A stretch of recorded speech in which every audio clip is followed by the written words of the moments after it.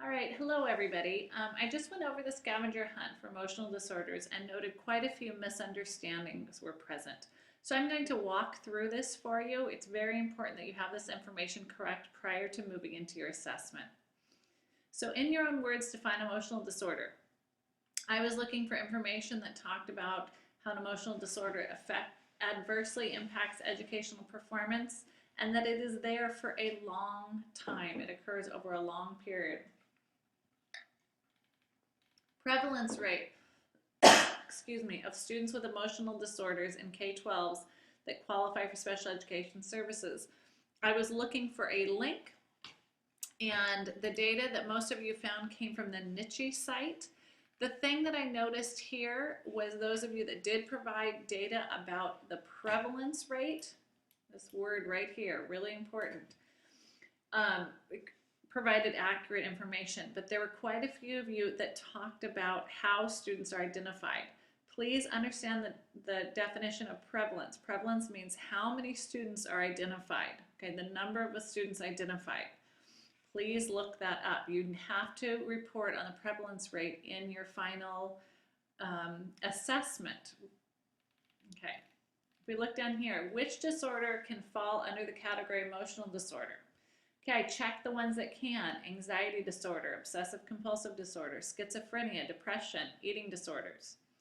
Note, ADHD is not an emotional disorder. It sometimes occurs comorbidly with other disorders that then qualify as emotional disorders, but it in itself does not qualify as an emotional disorder. Likewise, dyslexia falls under the category of specific learning disabilities. We will talk about that in the next module. Same with speech and language disorders. They are their own category. They are not an emotional disorder. This seemed to be a very confusing question to people, which led me to be very, very concerned about how much reading you guys are doing. I really want to see you reading and reading carefully. Otherwise, we're going to have to turn to tests and a lot of individual work, which is not how I like to teach.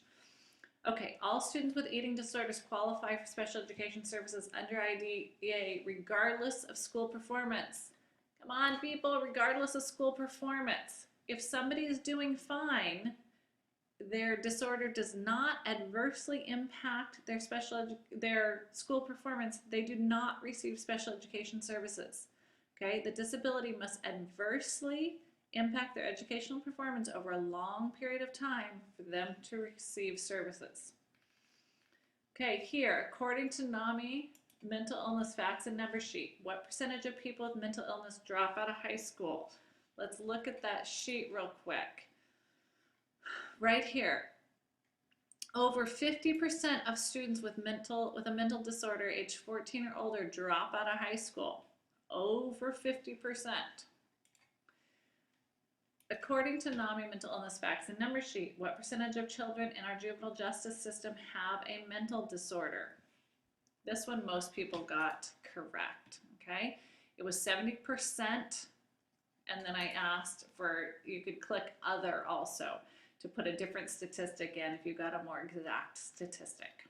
Okay, so most people either did other, 70%. 3 common characteristics or behaviors seen in children who have an emotional disorder. For the most part, people were right on with that. They came up with a variety of externalizing or internalizing behaviors. However, there was a little bit of confusion about the term externalizing.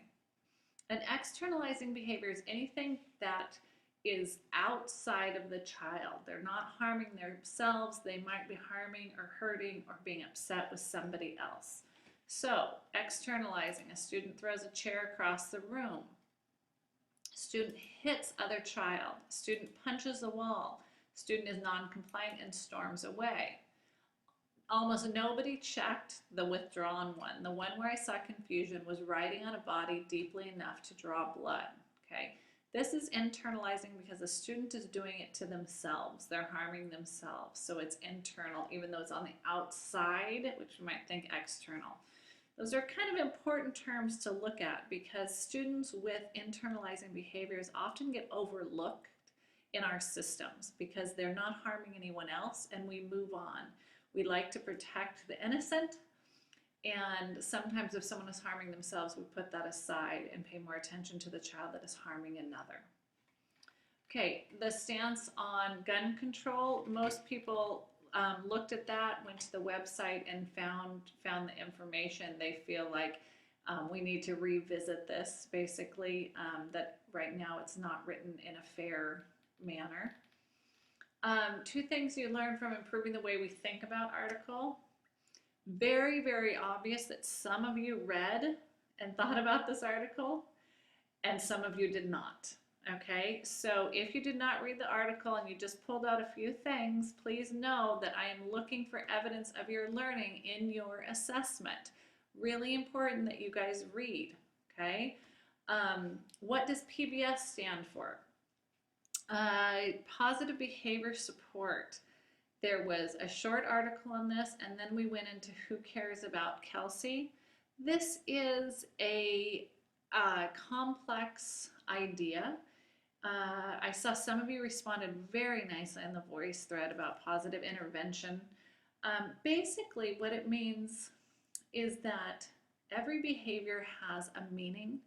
A student is trying to communicate something, and if we can get ahead of the bad, negative behavior happening and intervene with a positive, pointing out to the student the positives they're doing, creating a positive environment for success, the negative behavior reduces. It's been proven in research over and over and over again.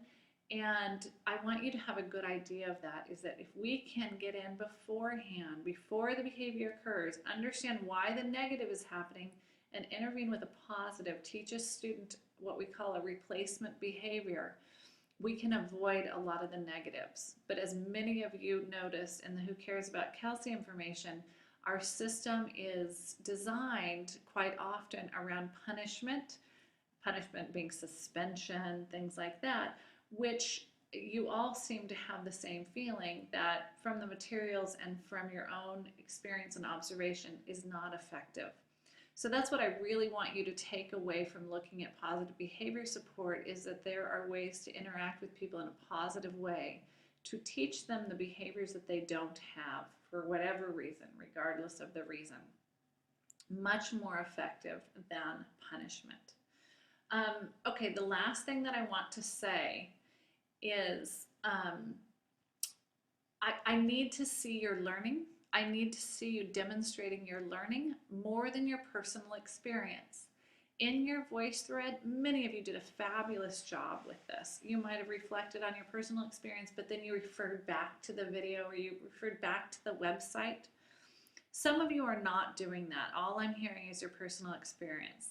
Because I can't see you and talk to you, it's hard for me to know if you're doing the reading.